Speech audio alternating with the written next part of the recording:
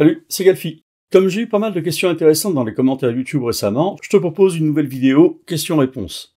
On va donc aborder les sujets suivants. Les macros, les pistes d'automatisation, les couleurs pour une personne daltonienne, la quantification d'une batterie acoustique, la transposition des paths d'accords, diverses manipulations des événements MIDI et encore d'autres choses. C'est tout de suite après l'intro.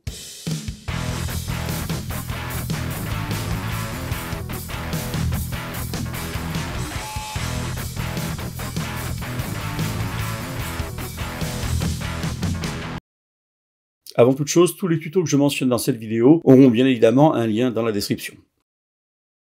Suite à la vidéo sur les macros, j'ai eu plusieurs commentaires qui me demandaient des idées de macros. Alors, je vais t'en donner des idées. Mais à mon sens, la démarche ne devrait pas être de lister les macros possibles, puisqu'il y en a probablement pas loin d'une infinité, mais plutôt de se poser la question: comment est-ce que je pourrais réaliser les choses que je fais sur quasiment tous mes projets, plus rapidement, plus efficacement? Je vais prendre un exemple. Humaniser la batterie. Je t'ai montré ça dans une autre vidéo. Si tu utilises toujours les mêmes réglages ou à peu près, alors ça peut faire l'objet d'une macro et t'éviter de chercher des actions dans l'éditeur logique.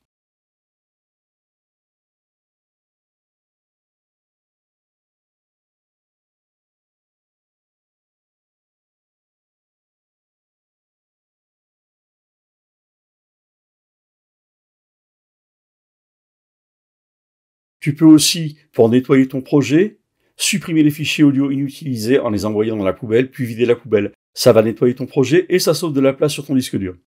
Ensuite, tu peux chercher sur Internet. Il y a énormément d'idées de macros et d'instructions pour réaliser tel ou tel macro, etc. Il y en a beaucoup trop pour pouvoir toutes les lister. Une question sur l'outil Mute. Est-ce qu'il existe l'inverse, c'est-à-dire le même système mais pour rendre solo un événement? La réponse est clairement non, il n'y a pas le même système. Mais justement, tu peux, avec une suite d'actions, arriver au même résultat. Déjà, si tu vas dans Édition, Préférences, et tu coches la sélection d'une piste suit la sélection des événements. Ce qui fait que quand tu sélectionnes un événement, la piste est automatiquement sélectionnée. Tu passes là où les pistes concernées en solo, et tu appuies sur Alt et la barre d'espace pour jouer la sélection. Tu peux d'ailleurs combiner toutes ces actions dans une seule et même macro que tu déclencheras avec un raccourci. Toujours sur le sujet de l'outil Mute, comment muter plusieurs notes. Tu sélectionnes l'outil Mute et tu traces un rectangle de sélection autour des notes à muter. Et ça te mutera toutes les notes qui sont comprises dans cette sélection. Une question concernant l'automatisation. Comment supprimer tous les points de volume que tu as sélectionnés dans les automatisations sans que ça ne supprime toute la piste?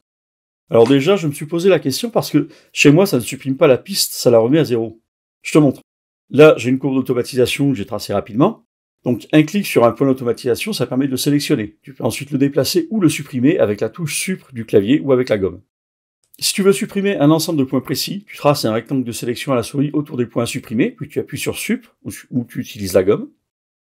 Et enfin, quand tu supprimes tous les points d'automatisation, ça ne supprime pas la piste, ça la remet à zéro. C'est-à-dire on ne voit plus la ligne d'automatisation, mais la piste elle-même existe toujours.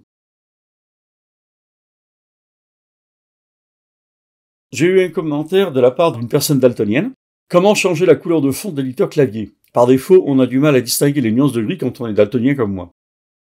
Il faut déjà savoir qu'il n'y a pas une seule forme de daltonisme. Donc la perception des couleurs va varier suivant le type de daltonisme considéré. Comme je suis ni spécialiste ni daltonien moi-même, je te renvoie sur la page Wikipédia consacrée au sujet si tu veux en savoir plus. Pour en revenir aux couleurs, j'ai abordé le sujet de façon générale dans Cubase 12 dans une vidéo globale et dans une autre consacrée aux couleurs dans Cubase 13. Tu peux adapter les réglages que je suggère comme tu le souhaites, mais en attendant, il y a quelques principes de base qui peuvent peut-être aider. Dans un premier temps, il faut savoir que tu peux éditer chaque couleur. Donc tu vas dans Projet et définir les couleurs du projet. Là, tu vois, tu as toutes les couleurs. Par défaut, mon réglage, c'est d'avoir le maximum de couleurs possible, soit 128, 32 couleurs différentes et 4 nuances par couleur. Par défaut, si je ne me trompe pas, il y a 16 couleurs dans Cubase. Et donc, tu vois que s'il y a une couleur qui te pose problème, tu peux très bien la redéfinir à ta convenance et la renommer. Une fois que tu as défini ta palette de couleurs, quel que soit le nombre de couleurs, tu peux la définir comme palette par défaut pour tous tes nouveaux projets. Le seul gros défaut ici, c'est qu'il n'est pas possible de sauvegarder, exporter ou importer une palette de couleurs. Enfin, la question initiale portait sur le fond de l'éditeur qu'on peut personnaliser en allant dans les préférences, mais tu vas le voir, ça reste limité. Je peux par exemple définir la couleur principale de l'interface de Cubase. Et donc, quand je vais personnaliser le fond de l'éditeur, je vais être obligé de choisir finalement entre des nuances de la couleur principale, du blanc et du gris. Toujours dans les couleurs, il y avait cette question. Comment est-ce que je peux avoir le bloc de commande des pistes en blanc? Ça se règle dans les préférences, tu vas dans Édition, Préférences, Interface utilisateur, Couleur des pistes MX Console, et tu décoches la case Montrer la couleur de la piste sélectionnée. Au passage, si tu veux plus de détails sur les préférences, il y a également une vidéo sur le sujet. Une question qui concerne la quantification d'une batterie acoustique. Alors pour répondre à cette question, il y a déjà un prérequis impératif, c'est-à-dire il faut que les éléments principaux, donc le kick, la snare, le hi-hat, aient été enregistrés sur des pistes séparées. Donc là tu vois, j'ai simulé ce type d'enregistrement.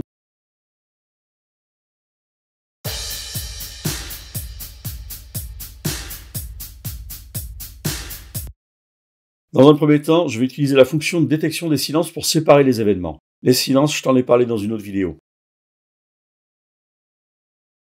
Donc tu vas dans Audio, Avancer, Détecter les silences.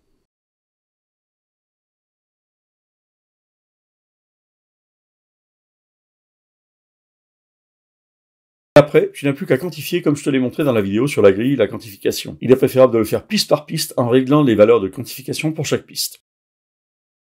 On a une question sur les passes d'accord. Comment les transposer? Alors je t'ai parlé des passes d'accord dans une autre vidéo. Ici, il va falloir simplement ouvrir le panneau tonalité de base et activer la fonction de transposition. Si tu cliques sur une autre tonalité de base, tu vois que tous les pads sont transposés d'un coup. Une question sur les notes MIDI. Est-ce qu'on peut les intervertir? Alors oui, il y a deux fonctions. Tu vas dans MIDI Reverse, renverser, qui va donc renverser les notes.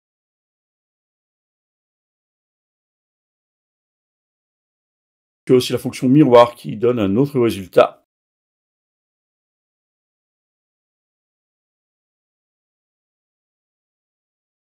Une autre question sur le MIDI, est-ce qu'on peut regrouper les pistes MIDI en une seule? Par exemple, tu as X pistes de batterie que tu veux combiner en une seule. Tu mets toutes les pistes à inclure en solo. Tu définis la zone du projet qui sera concernée avec les délimiteurs, et je t'ai parlé des délimiteurs en détail dans une autre vidéo.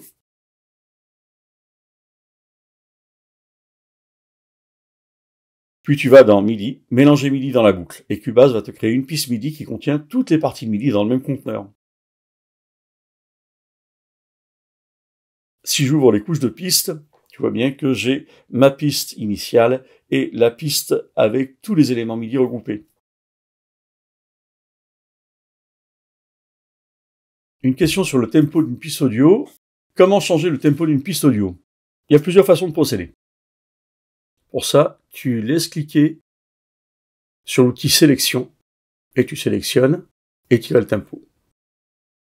Voilà ce que ça donne avec une piste de kick.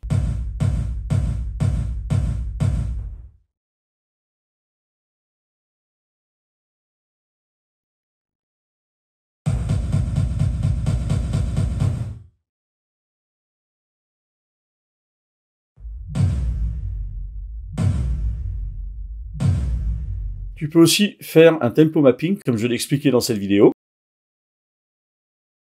Et enfin, dans Cubase Pro, tu as l'outil Time Warp, qui va te permettre également de travailler sur le tempo d'une piste audio.